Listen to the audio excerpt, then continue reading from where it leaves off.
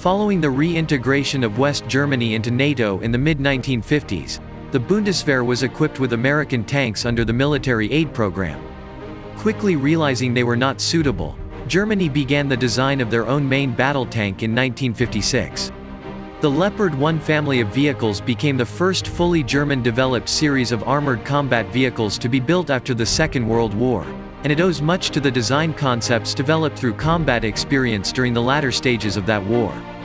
Using the German-built version of the British L-7105 mm gun for its main armament, the Leopard focused on firepower, and with its impressive cross-country performance it was unmatched by most other tank designs of the era. The first production Leopard 1 left the line in September 1965, and since then Leopards have seen operational service in Afghanistan, Bosnia and Croatia, Kosovo, and Somalia. In 2003 the German Army relinquished its Leopard 1s, and in 2011 the Canadian Battle Group withdrew its Leopard 1s from Afghanistan. Find the link below and buy the book now.